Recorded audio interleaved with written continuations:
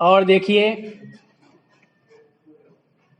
یہ دین ابراہیمی ہے. ابراہیم علیہ السلام کی قربانی، اسماعیل علیہ السلام کی قربانی کا تذکرہ ہم پڑھتے رہتے ہیں، سنتے رہتے ہیں، اپنے ایمان کو تازہ کرتے ہیں.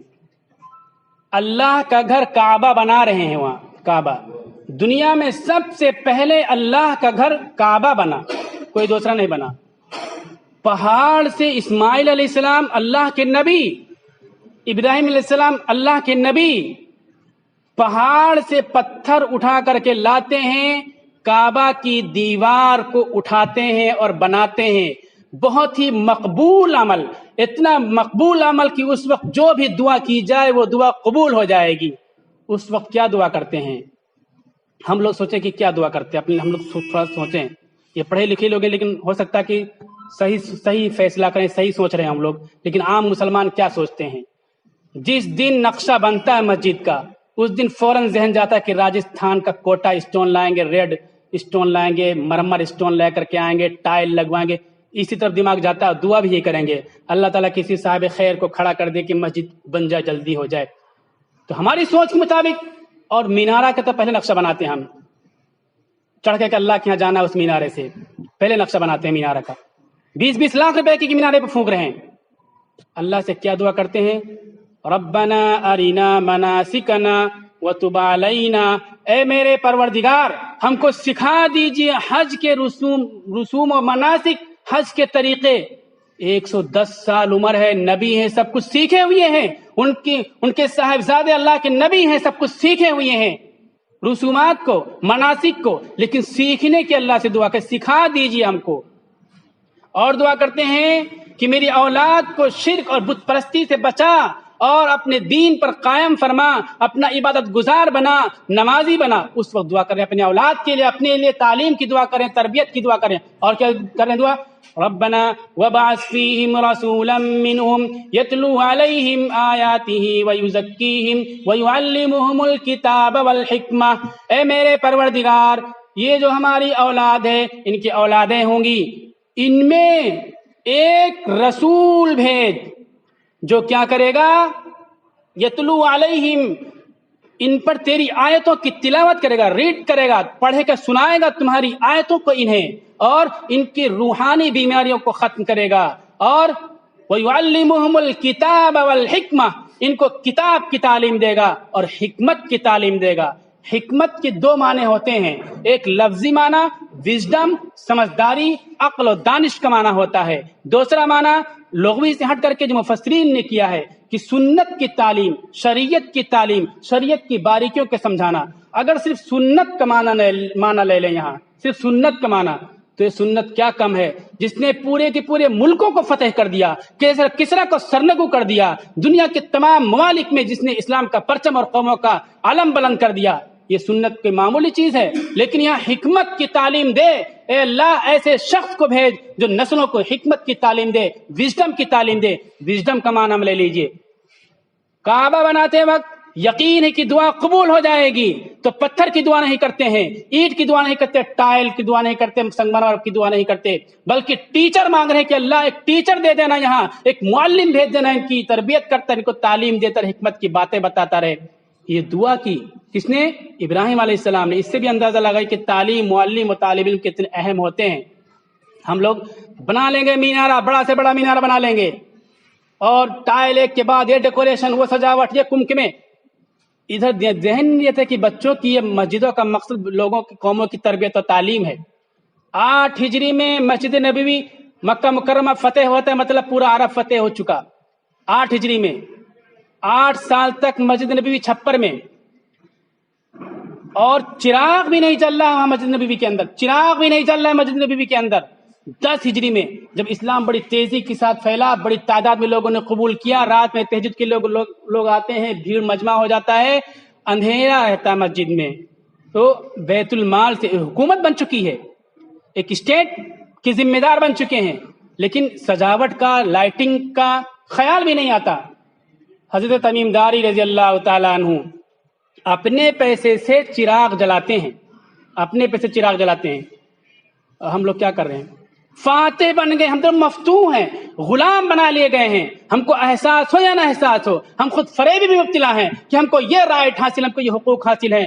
کچھ بھی کھلم کھلا ظلم اتیاچار ہوتا ہے، بڑی سے بڑی عدالتوں سے انصاف کو شرمندہ کرنے والے فیصلے آتے ہیں، بتا بتا کر کے نا انصافی کی جاتی ہے. بتایا جاتا ہے کہ تم نے یہ جرم نہیں کیا ہے، تم مجرم نہیں تھے، تم کو 70 سال سے جرم کے پاداش میں مارا جاتا رہا ہے، یہ مجرم ہے، انہوں نے تمہاری عبادت گاہوں کو توڑا ہے، تمہاری عبادت گاہ کو توڑ کر کے اپنی عبادت گاہ بنانے جا رہے ہیں، مجرم ہیں.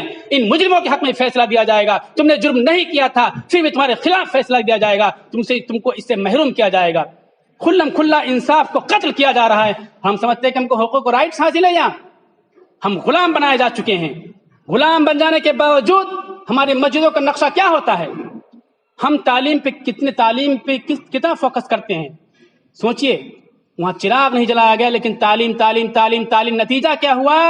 مکہ بھی فتح ہوا اور دنیا کی سپر طاقتیں بھی سرنگوں ہو گئیں اور چہردنگ عالم میں اسلام کا فریضہ لہرانے لگا. ہم غلام ہیں اور محکوم ہیں، مظلوم ہیں. دن کے اجالے میں اتیاچار انیائے ہمارے ساتھ ہوتا ہے، کہیں ہماری سنوائی نہیں ہوتی ہے. لیکن بنائیں گے مسجد تو مینارہ اونچا ہی بنائیں گے، جھنڈا لگائیں گے ہی، کمکما میں پیسہ خرچ کریں گے ہی، تعلیم پہ خرچ نہیں کریں گے، سوشل ورک پہ خرچ نہیں کریں گے اور اسلام کی تبلیغ پہ خرچ نہیں کریں گے، اور سب کرتے رہیں گے. کیسی ہم کتنے اس پہ الٹے رخ پہ چلے گئے. اب اس کے بعد ہم آتے ہیں، خرچ کی بات آ گئی. اس پہ ہم کہتے ہیں غزوہ بدر کے قیدی آتے ہیں. ٹیچر لوگ بیٹھے ہیں تو اس کو اچھی سے سمجھیں گے. قیدی آتے ہیں، ان قیدیوں کا فدیہ. ایک بات اور میں بول دوں، ابھی جو بات چلتی ہے کہ مسلمانوں کو بدنام کرنے کے لیے ہم احساس کمتری مبتلا ہو جاتے، جواب نہیں دے پاتے. کہتے ہیں دیکھو مسلمان ایسے ہوتے ہیں کہ اپنے بھائیوں سے لڑ گئے. ایسا ایک مذہبی پیشوا نے کہا مسلمان ایسے ہوتے اپنے بھائیوں سے لڑ گئے. میں کہتا ہوں اینٹ اور پتھر کو خدا ماننے والے اتنے نیچ اور ذلیل ہوتے ہیں کہ اپنے بھائیوں کو ان کے وطن میں نہیں رہنے دیتے، وطن سے نکل کر کے اللہ کی پوجا کے لیے دوسرے بستی میں چلے جاتے ہیں. تو اس بستی میں یہ اینٹ اور پتھر کی پوجا کرنے والے چلے جاتے ہیں مارنے پیٹنے کے لیے. غزوہ بدر ایسا ہی ہوا، مدینہ میں چل کر کے آئے تھے مسلمانوں کو مارنے کے لیے، پھر وہاں یہ یدھ ہو گیا تھا، مقابلہ ہو گیا تھا، اس کے بعد وہ پکڑے گئے، گرفتار کر کے لائے گئے. تو بھائیوں سے جنگ ہوئی، لیکن جنگ ان لوگوں نے کی جو اللہ کی پوجا نہیں کرتے تھے، اینٹ اور پتھر کے سامنے سر جھکاتے تھے. وہ اتنے نیچ اور ذلیل ہوتے ہیں کہ اپنے بھائیوں کو اپنے وطن میں نہیں رہنے دیتے، باہر جا کر کے سکون سے نہیں رہنے دیتے، وہاں بھی جنگ تھوپ دیتے ہیں. جا کر کے جنگ تھوپا، شکست ہوئی، پکڑ کر کے لائے گئے. ان قیدیوں کا فدیہ کتنا طے ہوا؟ اس سے پہلے میں نے اپنے اسپیچ میں کہا تھا 8000 درہم، لیکن بعد میں رجوع ہم نے دیکھا جب عربی کی کتابوں میں تو 4000. ایک قیدی کا فدیہ 4000 درہم طے ہوا. ایک قیدی کا فدیہ اس وقت 4000 درہم کا بنتا ہے پیسہ 10 لاکھ روپیہ. یہ کہا آپ صلی اللہ علیہ وسلم نے کہ تم میں جو پڑھے لکھے لوگ ہیں، یہ 4000 روپیہ درہم ان کا معاف کر دیا جائے گا. ہمارے 10 بچوں کو پڑھنا اور لکھنا سکھا دے. ہمارے 10 بچوں کو، دھیان سے سننے والی بات ہے، پڑھنا لکھنا سکھا دے. ایک بچے کی فیس کتنی بنی 1 لاکھ روپیہ. کیا پڑھانا، کیا لکھانا ہے؟ فرسٹ اسٹینڈرڈ کے 2 سبجیکٹ میں آدھا آدھا پڑھانا ہے. 4 سبجیکٹ یا 5 سبجیکٹ ہوتے ہیں اسکولوں میں اس وقت. EVS ہوتا ہے، سائنس ہوتا ہے، میتھمیٹکس، لینگویج، انگلش بھی ایک سبجیکٹ کے طور پر، لینگویج میں انگلش میں لے لیجیے، ہندی کوئی بھی سبجیکٹ لے لیجیے. تو اس طرح سے 5 سبجیکٹ ہوتا ہے. لینگویج اور میتھمیٹکس فرسٹ اسٹینڈرڈ کے. لینگویج میں بنیادی طور پر 5 چیزیں ہوتی ہیں جو ٹیچر سمجھتے ہیں: listening, speaking, reading, writing, grammar. Listening کراؤ بچے کو، آپ بولتے رہو. ٹیچر بولتا ہی رہے گا، بچہ بولے چاہے نہ بولے، ٹیچر بولتا ہی رہے گا. 2 ہزار مرتبہ، 5 ہزار مرتبہ ایک لفظ کو بولو گے آپ، بچہ نہیں بولے گا. آپ لسننگ کراتے ہی رہیے. اس کے بعد 2 سال بعد بچہ بولے گا مم، پانی، امی، مدر، فادر، ابو، ایسا بولے گا بچہ. 2 سال بعد بولے گا. 2 سال تک لسننگ کرتے رہو، بولے گا. اس کے بعد پھر ریڈنگ کرانا رہتا ہے، اس کے بعد رائٹنگ کرانا ہے، اس کے بعد گرامر سکھانا ہے. تو بچے کو لینگویج آتی ہے. یہاں فرسٹ اسٹینڈرڈ میں لینگویج کا سبجیکٹ میں کیا پڑھانا ہے آپ کو؟ ریڈنگ اور رائٹنگ کرانا ہے. صرف 3 باتیں چھوڑ دینی ہے. عربک کے لینگویج میں آج جو علماء وہ سمجھتے ہیں، صرف میں نحو کے بارے میں بتاؤں، کم سے کم 3 سال نحو کی کتابیں پڑھائی جاتی ہیں. 3 سال نحو کی کتابیں پڑھائی جاتی ہیں. کافی نحوی پڑھائی جاتی ہے، کافی پڑھائی جاتی ہے، ہدایت النور پڑھائی جاتی ہے، شرح جامی پڑھائی جاتی ہے. شرح جامی کے شرح میں دماغ فرائی ہو جاتی ہے، اتنی محنت کرائی جاتی ہے. 3 साल। 9 नहीं पढ़ाना, ग्रामर नहीं पढ़ाना आपको, राइटिंग और रीडिंग लैंग्वेज। और दूसरी चीज़ हमारे टीचरों के लिए बहुत मुफीद चीज़ है ये, बच्चों को पढ़ाने के लिहाज से मैं बात कर रहा हूँ, ध्यान से सुने, सब आना जाना लगा रहेगा। मैथमेटिक्स में क्या कराना है आपको? जोड़ना घटाना सिखाना है, और हाँ, जोड़ना सिखाना, घटाना सिखाना, 2 चीज सिखाना बस मैथमेटिक्स में। और भी चीजें होती है मैथमेटिक्स के अंदर। फर्स्ट स्टैंडर्ड की क्या फीस होगी? एक बच्चे की फीस 1 लाख रुपया होगी। हम सोचेंगे कि वो तो मक्का फतेह कर चुके थे, एक स्टेट के जिम्मेदार थे, रियासत के मंत्री थे, सुल्तान थे, आप सल्लल्लाहु अलैहि वसल्लम मुसलमान फातेह थे, तो 1 लाख रुपए दे देना कोई बड़ी बात नहीं। मंत्रियों के बच्चे देते हैं इतना इतना पैसा आज भी नहीं। उस वक्त खाने पीने की भी दुश्वारी थी, कपड़े के भी बेहतर इंतजाम नहीं रहता था। हमने बताया मस्जिद नबी में चिराग नहीं जलता था। खाने पीने की कितनी दिक्कत, कितनी दुश्वारी रहती थी। हजरत आयशा सिद्दीक़ा रज़ी अल्लाह ताला अन्हा से किसी ने चिराग के बारे में पूछा, तो उन्होंने कहा कि अगर चिराग जलाने के लिए तेल होता तो हम इतने भूखे रहते थे कि उस तेल को हम पी जाते, अपने पेट की आग बुझाने के लिए, भूख मिटाने के लिए। तेल नहीं होता था कि हम चिराग जलाएं, इतनी तंगी थी, इतनी परेशानी थी। इस तंगी, और कहा कि हमें सिर्फ 2 काली चीजें मिलती थी खाने पीने के लिए। 2 काली चीजों में एक खजूर, एक पानी। मुफस्सिरीन ने वहां शरह की कि पानी तो वाइट होता है, सफेद होता है, उसको काली क्यों कह दिया? खजूर तो काला होता है, पानी को काला क्यों कह दिया? वहां कहते हैं कि वीकनेस जो आ जाती थी, भूख की वजह से जो कमजोरी आ जाती थी, वो चक्कर आता था और सफेद चीजें काली दिखने लगती थी, इसलिए पानी को भी काला कह दिया। ऐसी तंगी थी, ऐसी परेशानी थी, इतनी उसरत और अफलास और मुश्किलात में मुसलमान गिरफ्तार थे। इन सब के बावजूद पेट पर पत्थर बांधा, लेकिन पढ़ाई के मामले में कोई मसालिहत नहीं की, और पढ़ाई के लिए इतनी बड़ी फीस अदा की कि मेरे बच्चे पढ़ लें और पढ़े लिखे हो जाएं और सीख लें। और हमारा क्या हाल है? बिरयानी के लिए तो पैसा आ जाएगा, शादी के लिए पैसा आ जाएगा, जूते के लिए पैसा आ जाएगा, टॉप अप के लिए पैसा आ जाएगा, मोबाइल के लिए, कपड़े के लिए, गाड़ी के लिए, सब चीज के लिए पैसे आ जाएंगे। स्कूल की फीस के लिए बड़े गरीब बन जाएंगे हम।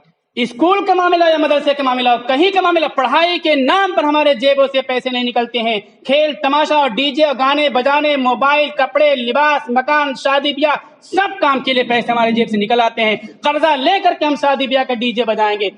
डीजे के मामले इतना ईमानदार के बेचारे गरीब डीजे वाले हैं, उनका उधार क्यों करेंगे? नकद ही देंगे, चाहे कर्जा लेकर के दें। इतना ईमानदारी अपने को ईमानदार साबित करते हैं। वहां क्या था? खाने के लिए नहीं, चिराग जलाने के लिए तेल नहीं, चिराग का तेल पी जाए अगर तेल आ जाए घर में। इतनी गरीबी और मुफलिसी थी सब कुछ। हम लोगों का क्या हाल है? कितना हम उल्टा जा रहे हैं, कितना अपने बेस से, अपने बुनियाद से हम हट चुके हैं। कैसी नादानी नासमझी की बात है। सब कुछ छोड़ दो, हम बिल्डिंगें बनाएंगे, बिल्डिंगें काम नहीं आ सकती हैं, इमारतें काम नहीं आ सकती, अल्लाह की कसम इमारतें काम नहीं आ सकती हैं।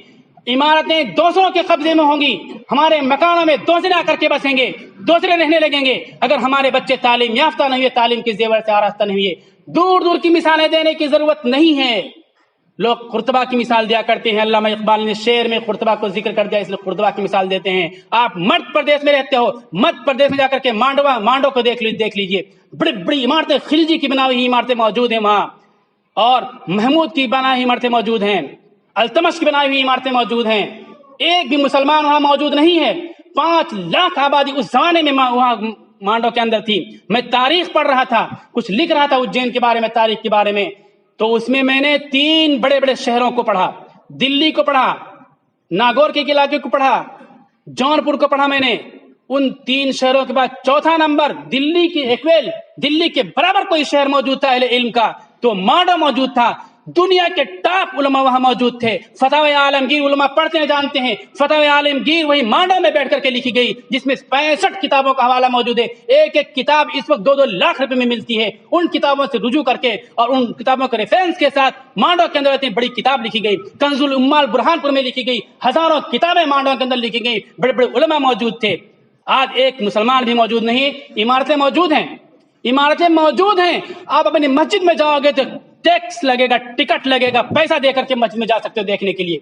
ये मस्जिदें, इमारतें, बिल्डिंगें हमारे काम नहीं आएंगी, दूसरों के कब्जे में चली जाएंगी। अफराद पे मेहनत करोगे तो जो हमारी इमारतें नहीं हैं वो हमारे कब्जे में आ जाएंगी, उन पर हमारी हुकूमत चलेगी, हमारा इक़्तिदार चलेगा। इसलिए मुसलमानों, ये खाने पीने, अच्छा खाते तो हैं, बिरयानी बहुत खाते हैं, कहते हैं नल्ले के गूदा को भी हम नहीं छोड़ते, पी जाते हैं। इस पे देखिए, एक प्रोग्राम में चल लखनऊ में, हम सोचने की बात है, सोचने की बात है। अभी 4000 वैकेंसियां निकली हैं एडमिनिस्ट्रेशन में, पुलिस में, 10वीं मांग रहे हैं। मुसलमान लड़के फार्म नहीं भर रहे हैं, बहुत से ढकेल वकेल करके किसी को फार्म भरा दिया जाता है। हमारे लड़के इंटरव्यू के लिए पहुंचते हैं, वहां नौजवान होते हैं, बेहतरीन सेहत होती है उनकी, बेहतरीन हाथ देखने में लगता है उनका, दौड़ के एग्जाम को हमारे लड़के क्वालिफाई नहीं कर पाते हैं। गरीब मजदूर कमजोर घरों के बच्चे होते हैं, 10वीं पास होते हैं, उनके हड्डी दिखाई पड़ते हैं, लेकिन दौड़ के कंपटीशन को क्वालिफाई कर जाते हैं। होता क्या है? होता यह है कि बिरयानी बहुत खाते हैं हम, खाना तो जानते हैं, बिरयानी मुंह का जायका तो जानते हैं, बिरयानी पेट में जाने के बाद जिस्म में किस तरह से एब्जॉर्ब होगा, जिस्म में किस तरह से हजम होगा, और उससे फैट के बजाय गोश्त किस तरह से बनेगा, ये नहीं जानते। क्यों नहीं जानते? इल्म हमारे पास नहीं है, तो हम उस बिरयानी को हजम नहीं कर पाते, फैट बढ़ जाती है हमारे जिस्म पर, हमारे जवानों के जिस्म पर, तो दौड़ के कंपटीशन को क्वालिफाई नहीं कर पाते हैं और दौड़ के एग्जाम में पास नहीं हो पाते हैं, और वो बाहर कर दिए जाते हैं। दूसरे तबकों के गरीब मजदूर वो सेलेक्ट हो जाते हैं। एक पहली बात तो फार्म भरने के लिए कोई तैयार नहीं, दूसरी बात फार्म भरने के लिए तैयार होते हैं तो ये बिरयानी का बोझ लेकर के खड़े हो जाते हैं, दौड़ क्वालिफाई नहीं कर पाते हैं। पढ़ाई से दूरी का नतीजा ये है कि हम देखने में सेहतमंद लगते हैं, लेकिन जब टेस्ट होता है तो हम फेल हो जाते हैं। तो बिरयानी पे हमारा खर्च बहुत हो रहा है। लॉकडाउन लगा हुआ था तो शादियां मुख्तसर हो रही थी, जैसे लॉकडाउन खत्म हुआ फिर बिरयानी का पैटर्न वही चालू हो गया। तो क्या बात मैं कर रहा था, गज़वे बदर के कैदियों से पढ़ाई पढ़ाई पढ़ाई। सबसे पहली आयत नाजिल, हम लोग इसको सुनते हैं लेकिन एक नॉर्मली सुन करके हम रह जाते हैं।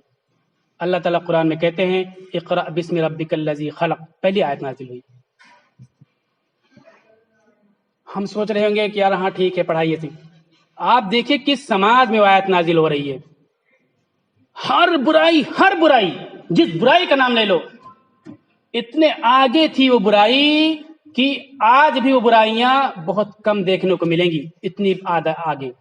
मसलन बुत परस्ती, आप किसी भी सनम खाने में चले जाइए, 360 बुत नहीं रखे होंगे कहीं भी। काबा में तौहीद के मरकज में 360 बुत रखे हुए थे। हमारी अकल ये कहती कि अल्लाह ताला को सबसे पहले ये कहना चाहिए कि शिर्क से बाज आ जाओ, एक अल्लाह को मान लो, एक अल्लाह की इबादत करो।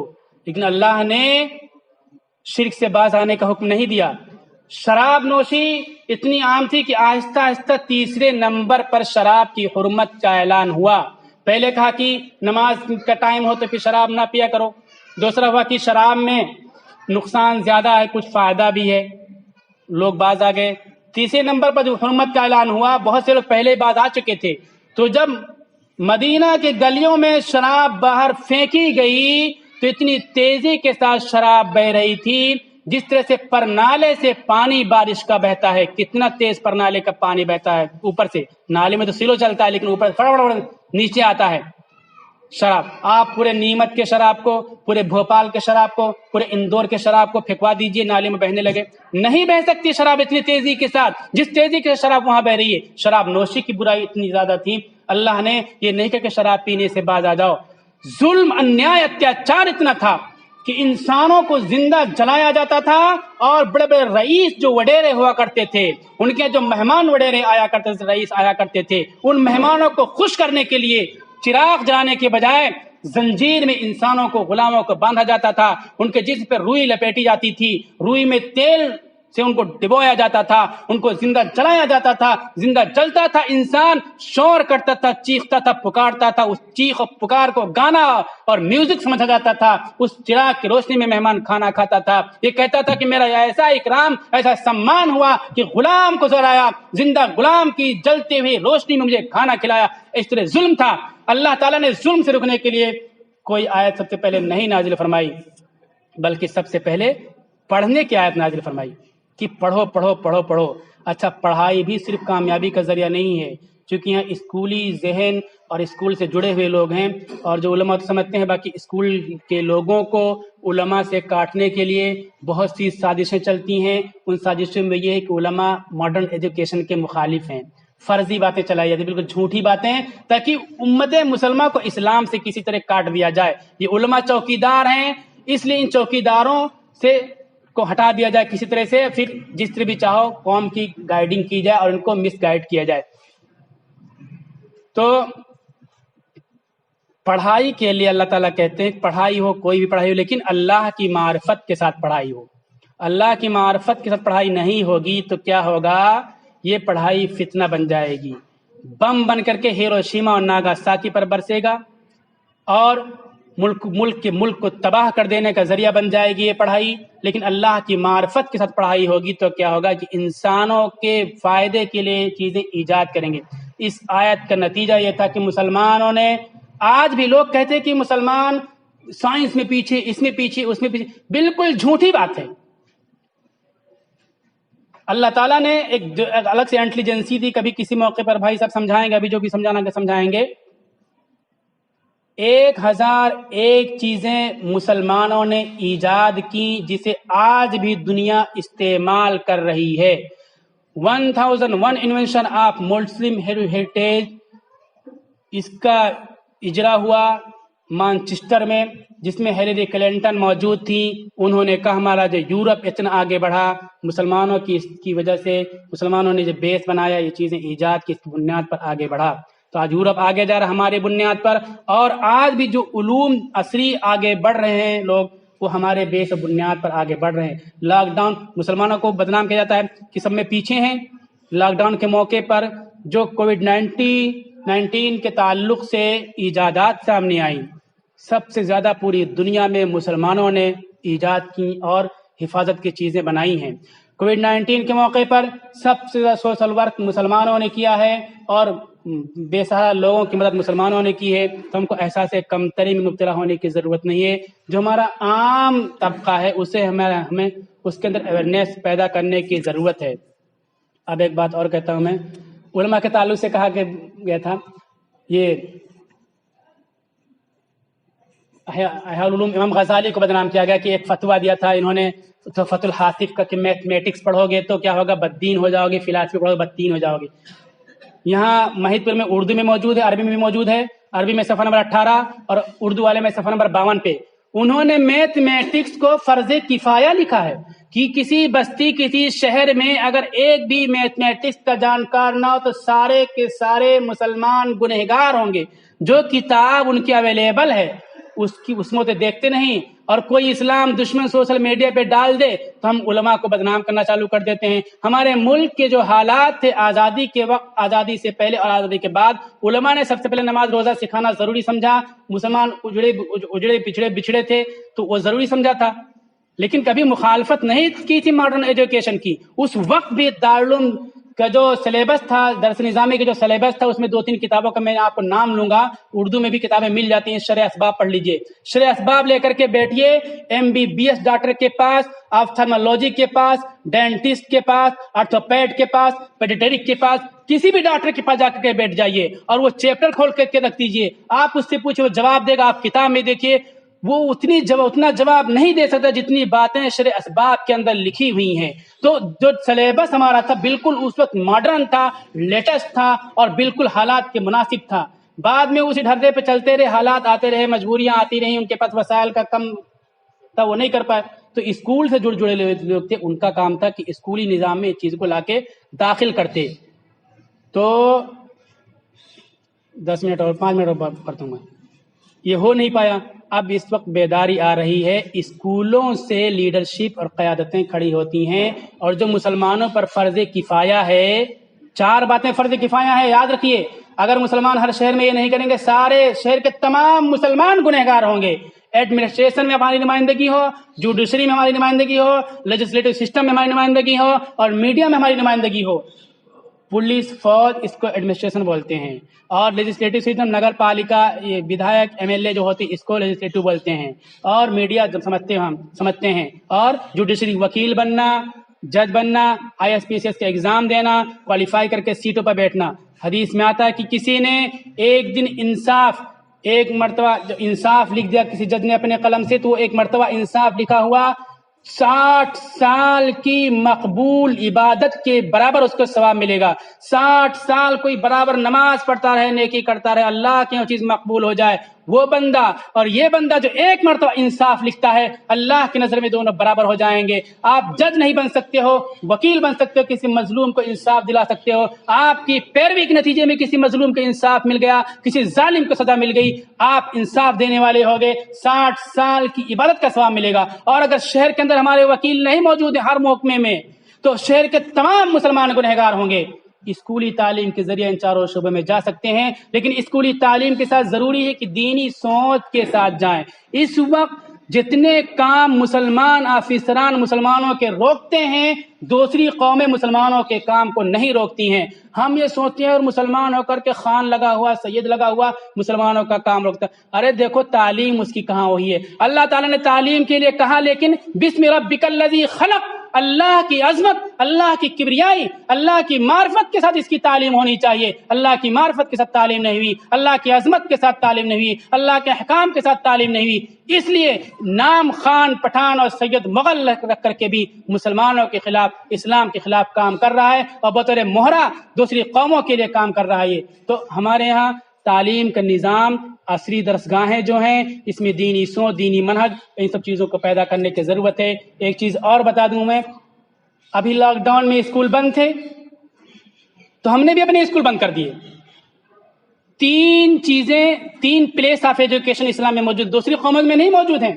اسلام میں 3 پلیس آف ایجوکیشن موجود ہیں: desert based education, home based education system, school based education system.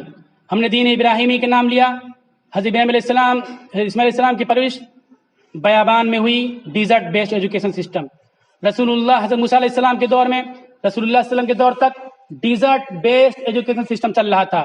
پھر آپ علیہ السلام کے دور میں ہوم بیسڈ ایجوکیشن مکہ مکرمہ میں شروع ہو گیا، یعنی گھر میں بلا بلا کے تعلیم دو۔ اور مدینہ منورہ میں آئے تو ہوم بیسڈ ایجوکیشن سسٹم کے ساتھ ساتھ اسکول بیسڈ ایجوکیشن سسٹم شروع ہو گیا۔ لاک ڈاؤن کے موقع پر اسکول بیسڈ ایجوکیشن سسٹم پر پابندی لگائی گئی تھی، desert based, home based education پہ پابندی نہیں لگائی گئی تھی۔ آپ صلی اللہ علیہ وسلم نے فرمایا کہ جو پڑھے لکھے لوگ ہیں پڑوسی کو پڑھائیں، ورنہ میں ان کو سزا دوں گا۔ کہاں پڑھائیں گے؟ ہوم بیسڈ ایجوکیشن سسٹم، گھر پہ پڑھائیں۔ اور جو پڑھے لکھے نہیں ہیں وہ پڑھے لکھے لوگوں سے پڑھیں، ورنہ ان کو میں سزا دوں گا۔ اسکول کی پڑھائی روک دی گئی تھی تو یہ سلسلہ دونوں چل رہا تھا، ان دونوں سے ہم کو فائدہ اٹھانا چاہیے تھا، لیکن تعلیم سے، علوم سے محروم ایک نتیجے میں ہم نے اس کو بھی چھوڑ دیا۔ بچے کھیل رہے ہیں، تماشا کر رہے ہیں، کوئی فکر ہی نہیں۔ اور پھر سنت میں نمونہ موجود ہے کہ تمہاری پڑھائی میں، تمہاری تعلیم میں پروگریس کیسے ہوگا، ترقی کیسے ہوگی۔ غزوہ بدر کی قیدیوں کو 1 لاکھ روپیہ فیس دے رہے ہیں لینگویج اور میتھمیٹکس کی تعلیم کے لیے۔ پتہ چلا کہ تعلیم میں پروگریس کے لیے، امپرومنٹ کے لیے، آگے بڑھنے کے لیے، اگر آپ کے بچے کی لینگویج اچھی ہے، میتھمیٹکس اچھی ہے، تو وہ تعلیم میں آگے بڑھے گا اور بڑے سے بڑے کمپٹیشن کو اپیئر بھی کرے گا اور کوالیفائی بھی کر لے گا، آگے نکلے گا۔ لیکن ہم جب پڑھانے بیٹھتے اور دوسری دنیا بھر کی چیزیں پڑھاتے ہیں، بچے 8ویں 9ویں دن کھڑے ہو کر پیشاب کرنا سکھاتے ہیں، دنیا بھر چیزیں سکھاتے ہیں، لیکن ان بیسک اور بنیادی باتوں پر جس کو اسلام نے سکھایا، جس کا نمونہ اسلام میں موجود، توجہ نہیں دیتے ہیں۔ ہم کہتے ہیں کنڈر گارڈن، فیروبل نے کنڈر گارڈن سلسلہ شروع کیا۔ یہ کہاں تھا؟ ڈیزرٹ بیسڈ ایجوکیشن سسٹم، جو حضرت عمر بن سلمہ، بخاری شریف کی حدیث ہے، جنگل میں سیکھا تھا، بیابان میں سیکھا تھا، وہاں سے لا کر کے کنڈر گارڈن ایجوکیشن سسٹم فیروبل نے، مانٹیسری نے، ان لوگوں نے شروع کیا۔ تو ہم ادھر دیکھتے ہیں، ادھر دیکھتے ہی نہیں۔ ہم اپنے بیس سے بھی ہٹ چکے، اپنی بنیاد سے بھی ہٹ چکے۔ یہ سب بہت بڑی بات ہے۔ یہ جو طبقہ یہاں بیٹھا ہوا ہے معمولی طبقہ نہیں ہے۔ پھر شروع کی بات دہراتا ہوں میں کہ تھوڑے لوگ جو فیصلہ لیتے ہیں وہ فیصلہ مضبوط ہوتا ہے، فیصلہ کن ہوتا ہے، نتیجہ خیز ہوتا ہے۔ بڑے لوگ فیصلہ لیتے ہیں، وہ پانی کے بلبلے ہوتے ہیں، ختم ہو جایا کرتے ہیں۔ یہ مختصر لوگ ہیں۔ میرے دل کا درد ہے اور دل کی آگ ہے جو آپ کو سنا رہا ہوں، اور مجھے یقین ہے کہ اللہ کے بندے فیصلہ لیں گے گے اور کام کریں گے، ہر حال میں کام کریں گے۔ اگر اسکول بیسڈ ایجوکیشن سسٹم پہ پابندی لگا دی گئی تو ہوم بیسڈ ایجوکیشن سسٹم شروع کریں گے، ڈیزرٹ بیسڈ ایجوکیشن سسٹم شروع کریں گے، لیکن پڑھائیں گے، پڑھائی کے معاملے میں کوئی کمپرومائز نہیں کریں گے، کھانا نہیں کھائیں گے، بریانی نہیں کھائیں گے، نیا نیا کپڑا نہیں سلوائیں گے، جوتے موجے اور خاص طور پر یہ موبائل کے سمندر میں روپیوں کو نہیں پھونکیں گے۔ پڑھائی کے لیے نہ اسکول میں، نہ کوچنگ کلاسز کے لیے، نہ مدرسے میں، کہیں بھی ہر جگہ فیس دینے کی کوشش کریں گے، فکر کریں گے۔ اللہ تعالیٰ ہم سب کو، ایک بات اور رہے گی، جو لوگ کوچنگ کلاسز چلاتے ہیں وہ سمجھتے ہیں ہم ایک ایز اے پروفیشن کام کر رہے ہیں، نہیں، دماغ سے نکال دیجئے، ایز اے پروفیشن نہیں ہو، ہوم بیسڈ ایجوکیشن سسٹم جو رسول اللہ صلی اللہ علیہ وسلم کے دور میں مسجد مکہ میں موجود تھی چیز اور مدینہ میں موجود تھی، اور اس سے بڑی بات موسیٰ علیہ السلام، ہارون علیہ السلام کے دور میں چیز موجود تھی، فرعون کے ظلم و جبر کے دور میں اللہ تعالیٰ نے کہا وَأَوْحَيْنَا إِلَى مُوسَىٰ وَأَخِيهِ أَن تَبَوَّآ لِقَوْمِكُمَا بِمِصْرَ بُيُوتًا وَاجْعَلُوا بُيُوتَكُمْ قِبْلَةً۔ ہم نے موسیٰ اور ہارون کو اس دور میں جب ظلم ہو رہا تھا، اتیاچار ہو رہا تھا ان کے اوپر، ان کو وحی کی کہ گھروں کو بناؤ اور گھروں کو سینٹر بناؤ، گھروں میں تعلیم کا نظام قائم کرو۔ ہمارے جو بھائی جو ٹیچرز کوچنگ کلاسز چلاتے ہیں وہ سن لیں، وہ جان لیں کہ 100% سنت پر، دین کے ایک اصول و ضابطے پر عمل کر کے نسلوں کو کھڑی کر رہے ہیں۔ اس سنت کو جان کر کے گھروں کی تعلیمی نظام کو، کوچنگ سسٹم کو مضبوط کریں اور دل لگا کر کے پڑھائیں کہ میں سنت پر عمل کر رہا ہوں۔ اللہ کے نبی کی تعلیمیں، اللہ کی تعلیم، اللہ کا حکم موسیٰ علیہ السلام، ہارون علیہ السلام کو ہوئی تھی، پھر اللہ تعالیٰ نے موسیٰ اور ہارون کو فتوحات عطا فرمائی تھی۔ اللہ کے نبی نے ہوم بیسڈ ایجوکیشن سسٹم کو مضبوط کیا تھا، کوچنگ کلاسز کو چلایا تھا، اس لیے اللہ تعالیٰ نے فتوحات دی تھی۔ ہمیں قوموں کو، ہمیں فاتح بننا ہے، غلامی کی دلدل سے نکلنا ہے، غلامی کے اندروں سے نکلنا ہے، حالات کا مقابلہ کرنا ہے، تو ہم کو اس طرح کرنا پڑے گا۔ ایک بات اور بتا دوں، ہمارا جو مقابلہ ہے دنیا کی سب سے بھد قوم، سب سے بزدل اور ڈرپوک قوم کا مقابلہ ہے۔ ہمیں ڈرنا نہیں چاہیے کہ ہمارے ہاتھ پر توڑ دیں گے، ڈرنا نہیں چاہیے۔ دنیا کی سب سے بھد قوم، سب سے بزدل ڈرپوک قوم سے ہمارا مقابلہ ہے، لیکن وہ قوم اپنے دماغ کو استعمال کرتی ہے، دماغ سے لڑائی لڑ رہی ہے، اور ہم جسم سے لڑنا چاہتے ہیں۔ یہ جسم کی لڑائی کا دور ختم ہو گیا، سڑکوں پر نعرے کا دور ختم ہو گیا، ہو ہلہ کرنے کا دور ختم ہو گیا۔ لاجیکل لڑائی کیجئے، دماغ کی لڑائی لڑیے۔ دماغ کی لڑائی یہ اسکولی تعلیم، مدرسوں کی تعلیم، علماء سے جڑ کر کے اس سے ہم کو حاصل ہوگی۔ بہت سی باتیں غیر مرتب انداز میں ہم نے پیش کیا آپ کے سامنے۔ اللہ تعالیٰ عمل کی توفیق عطا فرمائے۔ اب آپ دوسرے پروگرام کو دیکھیے، سمجھنے کی کوشش کیجئے۔ ٹیچروں کے بارے میں، بچوں کی سائیکولوجی کیا ہوتی ہے، ٹیچنگ میتھڈولوجیز کیا ہوتے ہیں، یہ سب سمجھنا ہے تو کبھی کسی دوسرے موقع پر، کسی دوسرے پروگرام میں آپ کے سامنے پیش کیا جائے گا، یا ایسا بھی کیا جا سکتا ہے کہ MP سطح پر ہم پروگرام کریں اور دوسرے بڑے علماء کو اور ماہرین تعلیم کو بلا کر کے آپ کے سامنے پیش کریں۔ ان پروگراموں میں جو شریک ہونا چاہے گا وہ رابطہ کرے گا، لیکن ابھی بہرحال جو پروگرام پیش ہو رہا ہے دھیان سے سنیے۔ اللہ تعالیٰ عمل کی توفیق عطا فرمائے۔